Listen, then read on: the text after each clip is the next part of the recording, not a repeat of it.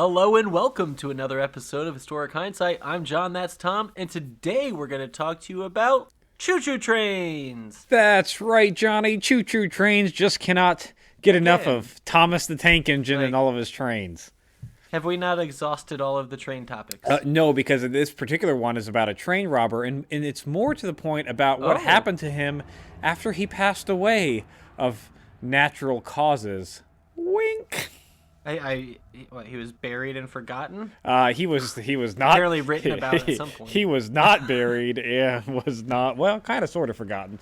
But we'll get into it, Johnny. We're going to talk about the story of Elmer McCurdy, who was your typical bank robber, train robber of the late 1800s, and while that may in and of itself be an interesting story, it's actually his death and afterlife that become the most important fact about his existence. Hold up, we know about his afterlife? Yeah, well, what happened to his body, This I guess. could be huge, Tommy. His post-body. This could answer all of religion's questions they've been asked. Well, he has a very eventful I guess afterlife might not be the right. He has a life after death. Or at least his body does. Yeah, his body does. So, all right. Real quick. So why do we care about him? Well, we'll do a quick bio on him, and then we'll talk about what happens after he dies. So, quick bio. McCurdy is going to be born in Washington, Maine on January 1st, 1880, so near the turn of the century. And he was a train robber in the 1880s? Yeah, no, he's a train robber in the late 1800s, so like 1890, late 1890s, early 1900s is where he gets his real start. He was born when? I'm sorry? January 1st, 1880. 1880. 1880. For some reason, I just registered 1800, and I was picturing an 80 to 90-year-old man robbing trains. No, he's actually. That would have answered my question why we talked about it. Most of his criminal spree actually comes into the turn of the century, 1900s. But his mother, she was a 17-year-old unmarried Sadie McCurdy. His father is unknown, although a lot of signs point to her cousin Charles Smith. Being the father. Yeah, there it is. Of poor little Elmer McCurdy. Hooray, 1800s. Hooray, 1800s. McCurdy would actually use his father's name, Charles Smith, as an alias later on in life during his crime sprees, so... Petty play. Another good sign that it was probably his dad, so, But it's the 1880s, Johnny, and unmarried women having babies doesn't look... Yeah, they don't like that too much, do you? They don't like that too much, and so Puritan America. Being a bastard isn't easy in the 1800s, so Sadie's actually going to give him up to her older sister Helen and her husband to raise. But Sadie gets this guilty conscience or wants to, be a part of young Elmer's life on a more definitive version. So she's going to go ahead and tell Elmer that she, in fact, is his real mother, and little Elmer is going to go into a teenage angsty range. Yeah, I was going to say, at what age did she drop this bomb on him? Yeah, when he was a teenager. So sometime during his formative teenage years. Formative teenage. She drops that. Hey, Mom and Dad? Not. It's me. I'm your fun aunt who stops by sometimes. Yeah, and your fun cousin? Yeah, that's your Oh, yeah. We don't talk about that, though. We just say we don't know. Yeah, we don't know. It's easier that way. Yeah, a lot less questions to be asked. After his little angsty rage, he's going to leave home, bumming around the East Coast for a little bit of his later teenage years. Eventually, he'll wind himself out west into Kansas, where he's going to become, he's going to develop a bit of a drinking problem, Johnny. Oh, you don't say. I'm sure it has nothing to do with childhood trauma and then becoming a vagrant at 16, 17. Yeah, it also doesn't help that 15, he goes to work in the mines too and contracts himself some tuberculosis while he's in the mines. So that's not. Yeah. That's not. Well, and then if you're working in the mines in a town in Kansas, the only other thing to do there to this day is drink. Pretty much drink. He will get himself. Hard to blame him. His first arrest will come as a public intox arrest. That existed then, huh? Yeah, apparently. He will eventually, after his public intox arrest and after he gets a little bit bored working in the mines, he's going to join the army to try to straighten his life out. Okay. He's going to get stationed at Fort Leavenworth, and he's going to get assigned to be a member of a machine gun crew. And by the way, that might sound exciting because it's 1800s, right? It's a machine gun. It's this new thing. Yeah, awesome, right? Yeah, Gatling guns, machine guns, yeah. It would actually probably be more of a Maxim gun at this point. But in any case, So that's just the yeah, you just yeah, like there we actual go, machine gun, even yeah. better. Or actually maybe a Colt 1895. But in any case, he gets assigned to a machine gun crew, and it's important to note that the machine gun crews in these early days, the value of the machine gun wasn't really known yet, and so when you kind of were a screw up and you didn't really work out well with the infantry, and you didn't really follow orders very well, you got sent to the machine gun crew because they just didn't know what else to do with you. Like they put also the bums didn't know in what else to do. rejects and gave them machine guns. Yeah. Probably not the smartest thing that we ever did, but Well, I'm guessing a lot of the people in charge were also the result of cousins. cousins having babies, at least, if not marrying. Uh, Good God. He will be honorably discharged, though, on November 7th, 1910, and he's going to meet up with a former Army buddy, and he's going to get himself arrested again. This time, his charges are possession of burglary paraphernalia. So the tools specifically in question were files, chisels, nitroglycerin, gunpowder, and a hacksaw. Oh. Which he claims that this was all, part of him developing a new machine gun with his old Army buddy. I like how that's the story to make it okay. Yeah, that's it. That he has those tools. No, it's fine. I'm just making my own machine gun. Don't even worry about it. Different times, Johnny. We didn't have the NFA stuff. It didn't exist yet. Anybody could just go walk down the street and buy a machine gun or make one, and there was no questions asked. He actually successfully defends himself and gets acquitted of all charges based on he has enough knowledge about machine guns, and it is feasible enough, I guess, at least for the jury, to believe that. So the cop was those tools like, were for machine likely guns. story. And then the judge was like, yeah, it's a likely story. Yeah, it's a likely story. And Yeah. case dismissed. Okay. So that's good, at least. So he joined the Army to get his life back on track. Almost got it off track, but he's going to get it back on tracks again soon, I'm guessing. It sounds right? like it, yeah. But whether it's actually for that or not, his arrest, either way, was either permission or a catalyst for his soon-to-be short-lived career as a bank train robber. So, nope, he does not get his life back on track after he gets arrested and acquitted of all charges. He's like, well, if you're going to accuse me of this, I'm going to go ahead and do it. He gets his life on the tracks. Yeah. Yeah, on the tracks. Come on, Tommy, catch up. Damn it, Johnny, I'm sorry, man.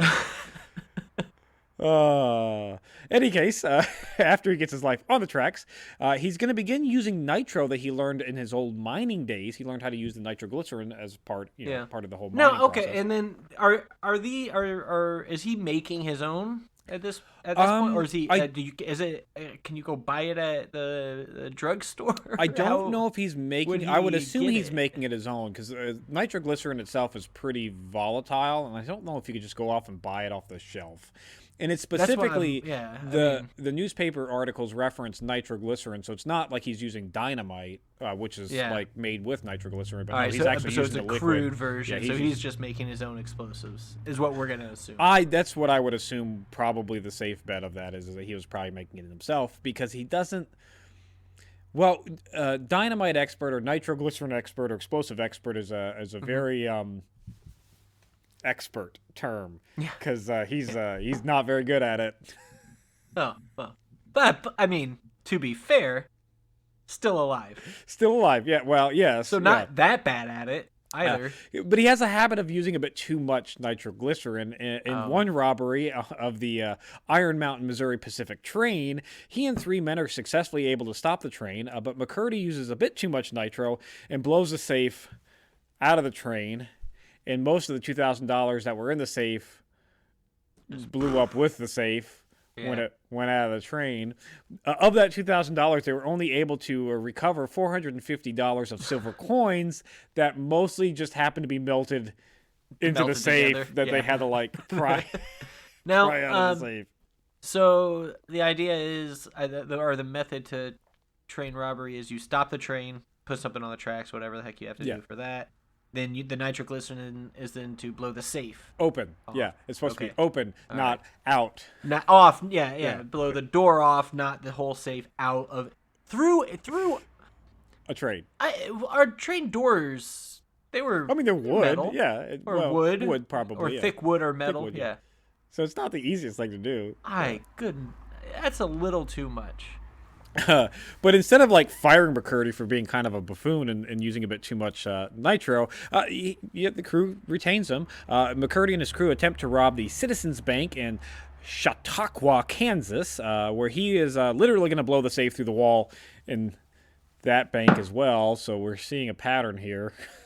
Through the wall of the bank. Of the bank. So now we have a safe in the streets with probably money destroyed and flying and ruined. He's not able to get and what's even more funny about this is he blows the safe through the wall, but the door doesn't open, and then he's not able to get the door to open because the secondary charge that he had on the door, the fuse just didn't ignite, and he couldn't get the fuse to ignite.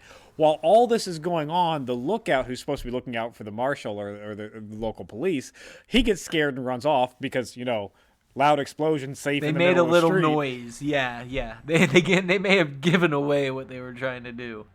And now we're trying to struggle and do more of it. Yes. So instead of just like running away, they do steal $150 again in silver coins from the teller tray this time, and then they leave. They could have done that without messing with all the explosives. They could have. I mean, that's just a stick 'em up type deal. So far we're two robberies in, $600 in after 2 robberies. For his whole crew, which is probably made up of 4 to 6 I think it was 3 men. 3 guys. Yeah. Oh, just 3. Oh, okay. So, all right. That's not bad. A couple $100 each. Yeah, a couple $100. Yeah, Back it's in 1900, the late 1910, 1800s, 1910, early 1910, yeah. That'll last him a month or 2. Yeah, not too bad. Leading up to his last robbery, Johnny, on October 4th, 1911, in Oklahoma, where McCurdy... His last one? He had 3? Yeah. And we care about him?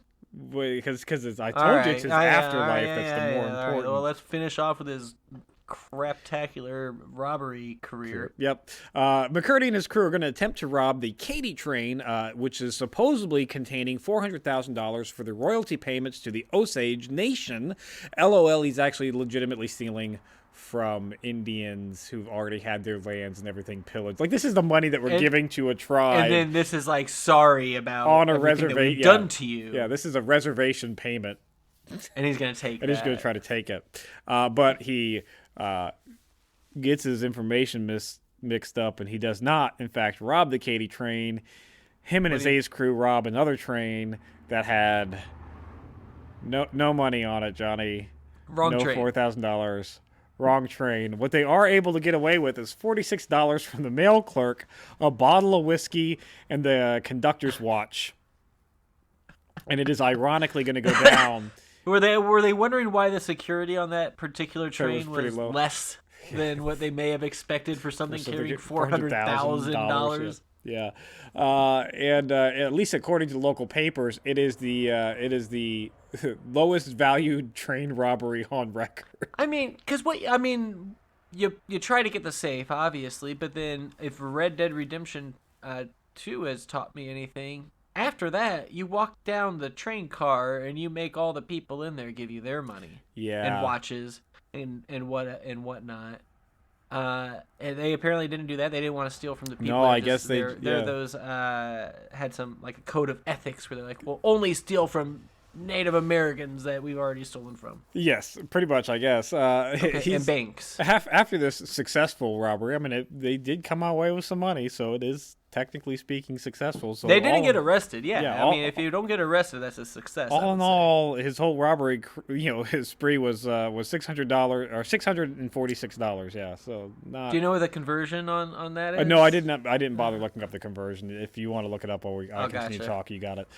So he's going to return to his hideout at Reverend's Ranch on October 8th, 1911. He's going to get drunk off the stolen whiskey, and unbeknownst to him, there is a $2,000 reward that was put onto his head, which is hilariously more than he ever actually stole. So now, was there a standard reward amount or was it kind of made up per? I think it's made up per person based on the crimes that they have. I don't think it's just necessarily a standard. Although I don't know why they're like putting more money on his head than was.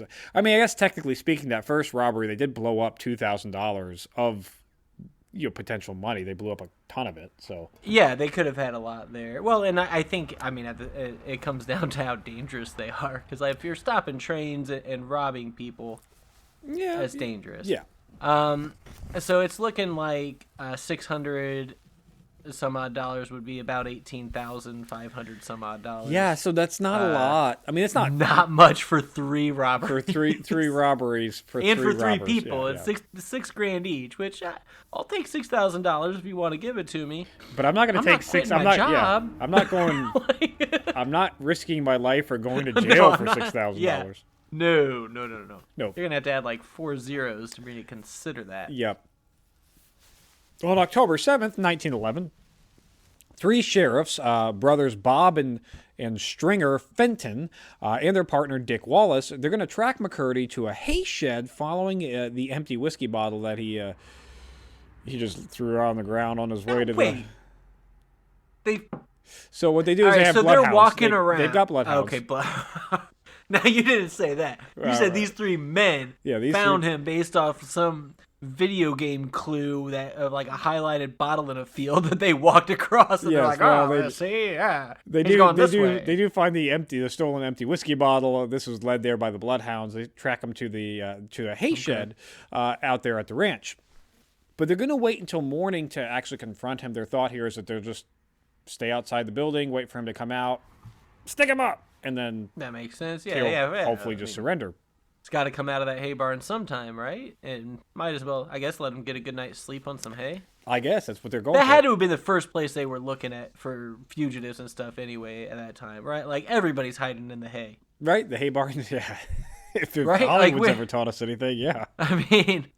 I'm pretty sure if you're sure... not careful, the guards will come up and they'll do the little poke thing with their bayonets. I don't know if it was a hay barn or not, but John Wilkes Booth was found in a barn. I remember that. Yeah, so it was probably. I bet there was hay in that barn. I bet you there probably was hay in that barn. I almost guarantee you there was. At least some amount. When McCurdy does exit the barn in the morning, he sees the 3 men and then begins a 1-hour-long gunfight. So, oh wait. Doesn't turn out back and run. He says, "All right, let's do this." And it goes into a 3-hour, 1 hour long long gunfight. That makes me wonder how bad of a shot were these guys? Like all of them, for an hour, just there's some like blind over the. Oh yeah, well, and there's probably 30 to 40 minutes of that is just reload time. Well, no, it's 1911, Johnny, so we've got modern cartridge guns. So but did they? Like, just because they existed, I mean, everybody had them. True, I guess. So they're basically... Were bullets then going wood wood and stuff, or was hiding in a thick wooden barn pretty safe? It would give you some degree of protection. It depends on what guns that they were using. But it wasn't going to just go straight through like something might today. Yeah, I mean, no, it would have still been likely soft lead as opposed to like a jacketed round. Okay. And I'm saying it was likely soft. And stuff coming through. I know it was likely soft lead because of a clue that we have later on in the story here.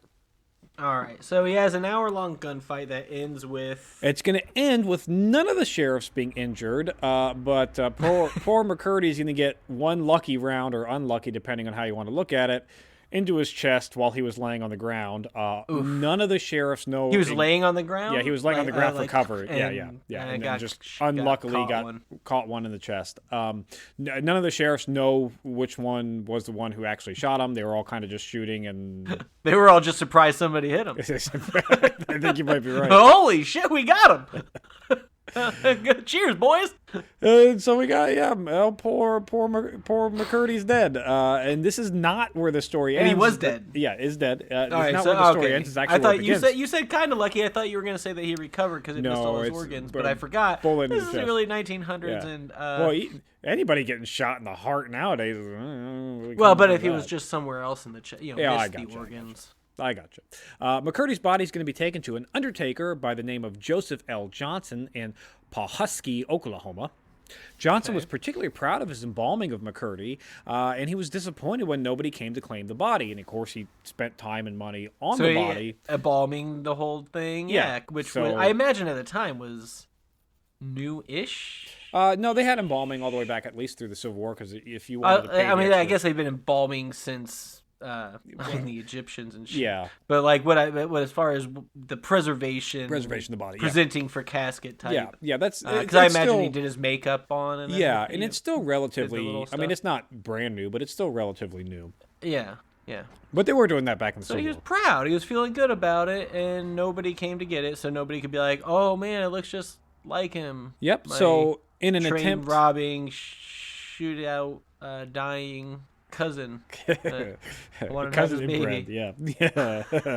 In an attempt to recoup his costs of the embalming, Johnson's going to put McCurdy's body up on display in his shop, and he's going to charge a nickel to passerbys to see him, which becomes a very popular local attraction as everybody comes see the, train robber got shot in a police shootout. So is this old timey? Pay a nickel, I'll pull back a curtain, or you can walk through the curtained room or whatever, and then he's just sitting there in Yeah, pretty much. a Casket case. Yeah, he's in his casket like all. But did they? This was probably before they were putting the plastic cases over museums. Yeah, no. This is just. Yeah, so think of an old people were poking. People were extra nickel for a poke. This has become so popular, in fact, that there are several carnivals that offer to buy his body, but Johnson refuses, saying that he would only release the body to a family member. Oh, wouldn't want to sell I'll it. bet those carnivals found some family members, didn't they? And you're not that far off, Johnny, because on October 6th, 1916, although this is he stays in that shop for 5 years. Yeah, 1916, boy. yeah. A man by the name of Aver is going to claim that McCurdy is his long-lost brother, and that he lives in California, and he's come to make arrangements to pick up the body. Avery does the smart thing and actually contacts the sheriff with evidence to show that he is his long-lost brother. The sheriff comes up. Johnson looks at it and says, yeah, that all seems to match up. Here's the body. What evidence? A note? A note. Say, I am his brother. Pretty much, yeah. Joe McCurdy, my brher.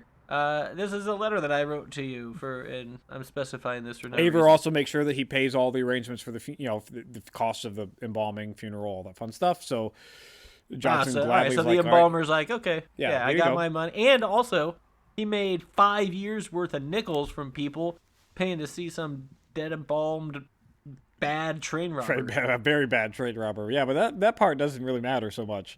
The train is supposed to go to California with the body, but instead of actually going to California, where he's allegedly from, it makes a detour stop to Arkansas City, Kansas. So, not far from. From Oklahoma. It goes from Oklahoma to Kansas instead of going to California. Yeah, not that far. And it gets delivered to the Great Patterson Carnival Show, which is a traveling carnival shoot. owned by James Patterson, who was going under the alias of Aver. So this is one of those carnies buying the body in a roundabout come way. on. I thought he was going to get his proper burial, go out to California. Well, he will get a proper burial He was eventually. duped. He's duped. Yep, no proper burial for him. McCurdy's body is going to be put on display as a part of the carnival under the title "The Outlaw Who Would Never Be Captured Alive," which is, true. He wasn't captured alive. Yeah. It's not a lie. I want to say never. Most of those Feels like if he would have ran out of ammo there, he probably might have been. Well, but he didn't have that opportunity to run out of ammo. He's going to stay in the carnival until 1922, when the carnival is sold to Luis Sony. Luis Sony owns a traveling museum of crime, which used wax replicas of criminals like Jesse James, right alongside the very real corpse of McCurdy. How bad were the wax replicas back then? Had to look. Or how bad was embalming that a real life body could be mistaken for a wax replica? I mean, these are some questionable things, and this is where the whole his real body starts to get blurred with, is it real or is it wax? Because he gets sold to a wax museum. That seems like an easy question to answer. It should be, yeah, but not quite so much. Poke it. Poke it with a knife. Poke it with a knife. So he's put on display with the wax, crime figures. This is a real life bank robber. In 1928, McCurdy is going to be lent to the Trans-American Foot Race, where he was a sideshow for the foot race events, which is this just shows you how far we've come with entertainment and technology, where back in the olden days, some random criminal's corpse body on display was that was the entertainment for a race. Yeah. So, parents today are saying that video games and TV are desensitizing children. And in the early 1900s, they're like, hey, kids, you want to go see an actual dead body? Well, check it out at the circus. What? Again, McCurdy's body is going to be lent in 1933 to director Dwayne Esper, who's promoting his film on narcotics, which the film was entitled Narcotic, where he had McCurdy on display as a dope fiend who had gotten into a shootout with police after robbing a pharmacy. So this is like a pre-dare. He's an actor. Yeah, he's a pre-dare scare tactic where they use this guy's body, and the reason why does he have acting credits? He actually pull up his IMDb. I don't know if he's on IMDb or not, but he should be because his body is actually going to be used in the film later on down the road. But in this particular, like he's used in advertisements. The reason why they chose this, he wanted his body was because at this point, like he's starting to mummify. It's been over 10 years since he's died. Actually, 20 years since he's died. Yeah, it's 22 years since he's died. So his body's starting to mummify. He's starting to kind of shrink down, and his skin's starting to get tough. So he's like, that's what happens when you do drugs, kids. You look like that. After you die and then are mummified. Embalmed and then mummified. And then drug around the country for 10 years. 20 years. Right. Letting people pay to see your body. Jiminy Christmas. They just had nothing better to do. In 1949, Sonny, the owner of McCurdy, is going to die, and his body's going to be placed into a storage in Los Angeles. Which kind of not the McCurdy's. Not Sonny's. Okay, McCurdy's body's going to be put into storage. I'm like, hold up, what do we do with bodies back then? And it's going to be largely forgotten until 1964 when Sonny's son Dan is going to lend McCurdy to a filmmaker by the name of David Friedman, who's going to put McCurdy in the movie She Freak. And so he does. This is where he should actually get IMDb credits because his body actually is in a movie. Now, I'm sorry. He was in storage. Yes. Just a storage locker somewhere, yes. Right? Like not a medical refrigerator. So imagine if nobody claimed that storage locker and it fell into storage wars and now somebody buys it and is going through. They put it up in their pawn shop, wouldn't they? Oh, yeah. Like, they'd be like, oh, well, we got a mummy. You know that would be up in the pawn shop. Yep. Jesus. Bury it. Somebody. Well, there's going to be a minute or two before it gets buried, Johnny, because after the movie, starring in the movie She Freak, or not really starring, but being in the movie She Freak, Dan is going to sell McCurdy. Dan is going to sell McCurdy for $10,000 to the Hollywood Wax Museum in 1968. Why would the Wax Museum want an actual mummy? Of a person who nobody knows. Because at this point, they don't know, they think he's wax. Because at this point, through the Wax Crime Museum, wax was put onto him. Every hands has been transitioned. People try to restore. They're touching him up. They're touching him up with makeup and wax and paint. He has to just be nasty. So at this point, they legitimately think it's. I'm assuming they legitimately think it's wax. As a part of the museum, he's going to be on display, kind of in a traveling-ish way. He's in the museum, but he's actually going to get sent out to Mount Rushmore, where he's going to be put on display out in Mount Rushmore. Now, is this as a wax museum? Yeah, it's marketing advertisement type thing. Okay. But unfortunately, McCurdy's going to suffer a loss of a couple of fingers and an ear in a windstorm while he's out there. In a windstorm? Yeah, while he's out there at Mount Rushmore. And he's going to be returned to the Hollywood Museum because they're Did they find him? Yeah, they found him, but he's missing a couple fingers in his ear, and they're like, we can't really. He's kind of grotesque now. We can't really Yeah, we can't we're not just gonna stick a toothpick in this and pretend that it's gonna look okay.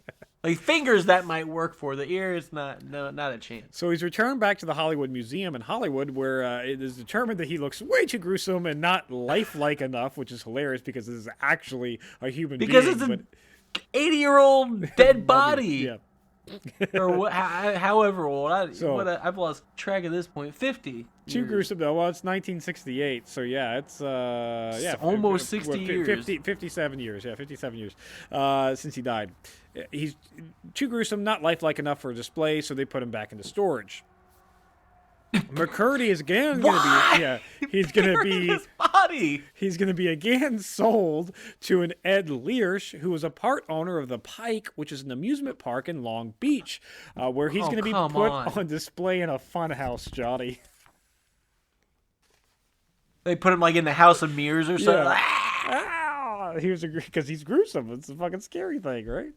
Yeah, I mean, you make a model. Johnny, buy a prop. That's what they did. They bought a prop.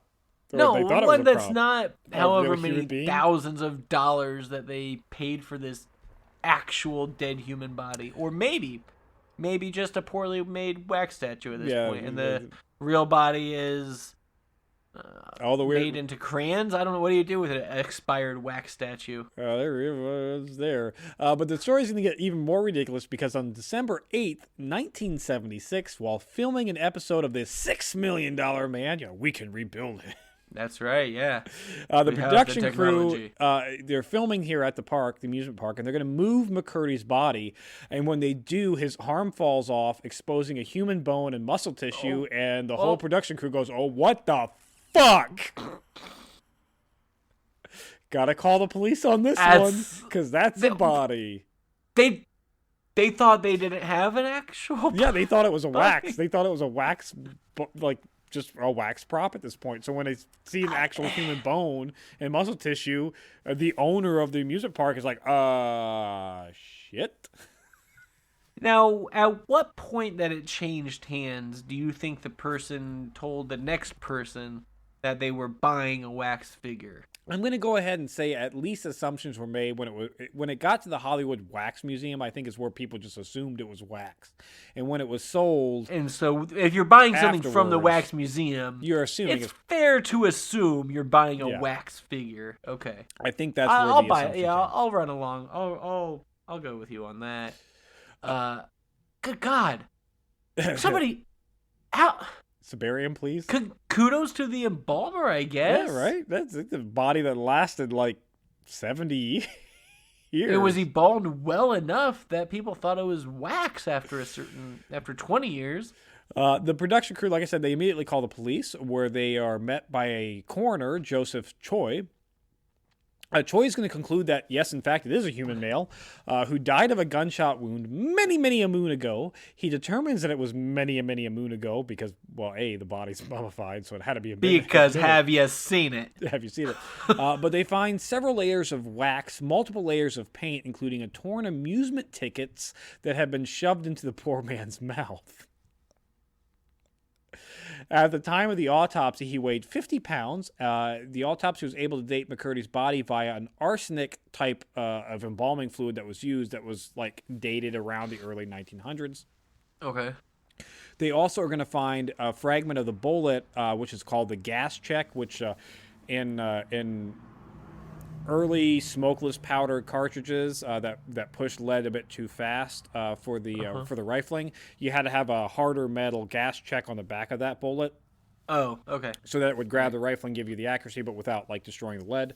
That gas check actually remained in McCurdy's body, and they were able to find that. So with that, they were able to date, well, this had to be a cartridge from this early 1900s period because jacketed bullets came in pretty shortly thereafter. Around the 1920s, so we knew it was around the 1910s. With that information, with the arsenic and the bullet, they can guess it's around the 1910s, 19-teens. And they were also able to determine that the man suffered from tuberculosis, which we knew that he had from being in a mine. They take the. That's amazing. I'm sorry, this coroner's work in 1978, whatever. Yeah. Good God. Well done. Yeah, well done. They take tickets, so they get the tickets from his mouth. From his mouth. Can you imagine? You're one of the people that you shove the tickets into this wax figure's mouth at some sideshow or whatever, and then that was a real body. So with the tickets, they're able to track it down to Dan Sonny. They track it down to the Sonny family, and they ask Dan, and he goes, "Oh yeah, that's old McCurdy. Yeah, my dad bought him. It's he was real. Yep, totally legit. Train robber from 1911." They were able to look through legal documents and stuff and prove that all right, this everything checks out. This is the dude. My gosh, By December, that's some good detective work, right? There. I mean, just connecting all those dots, putting it all together, and figuring out that it's some bad train robber from whatever. Because I don't know. It seems to me like if a body's over a certain time being dead at some point, if I were a coroner, I'd stop caring. Be like, yeah, he definitely and maybe that's why I'm not in that line of work. But if it's like 100-year-old body, I'm just be like, why do we care if we find out who this was or why they died? Speaking of how, and he's like, this I'll tell you how he died. Yeah, speaking of how this is remarkable, actually, coroners, to become a coroner, you don't even really need any medical experience. It is a elected position in the United States. So for our foreign listeners, you become a coroner by being elected. So it's a popularity contest. Anybody can become a coroner. So the fact that this guy actually had medical experience and did the proper legwork. Now, it's an elected position, but over 12% of coroners do have some sort of college degree. And another fun side note, I believe in most states, the coroner is the only person who can actually arrest a seated sheriff. So, what? Yeah, like at least in Indiana. Is this just some BS checks and balances type thing? Everybody has to be able to be arrested, and so by somebody who can arrest the sheriff? I don't know, that guy. Yeah, the coroner. Yeah, sure him. He's another elected position. But in any case, that's not privy to the story. By December 11th, McCurdy is going to become a national news celebrity, where there was hopes that some living relative would be able to claim the body and give him a proper burial. They didn't come around the first time. Maybe this next time.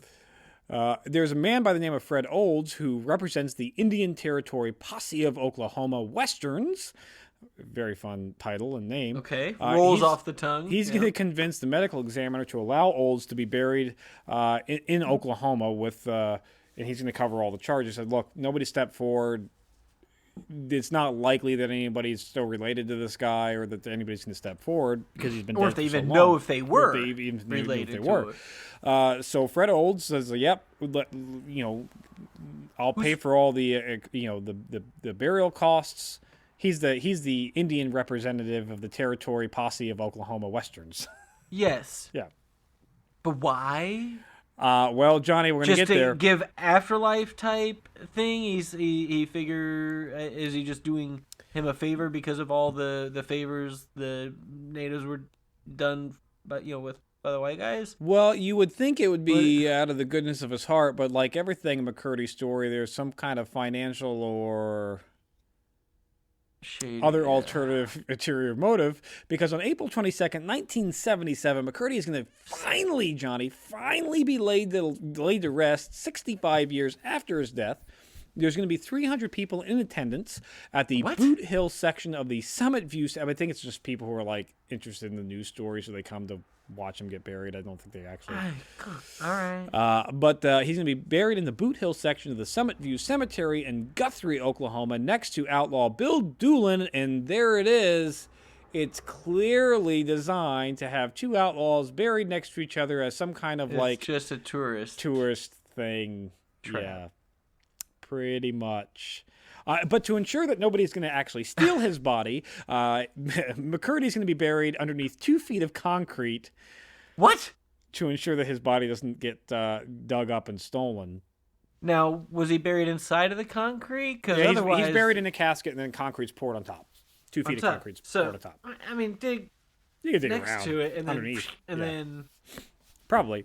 I've played Minecraft, Tommy. You just dig next to it and then underneath, and then that's there, and then you pull it out, and you're good. And that's the story of poor little old McCurdy. But if this isn't all ridiculous enough, on the final note here, there is a musical that has been written about his story called The Dead Outlaw, which is going to premiere in March in New York City in some small little yuppie fucking theater thing. So I kind of want to go and see it, but I hate New York so much that I don't want to go, but I want to go. At least download at least buy the soundtrack or something, because this is going to be glorious.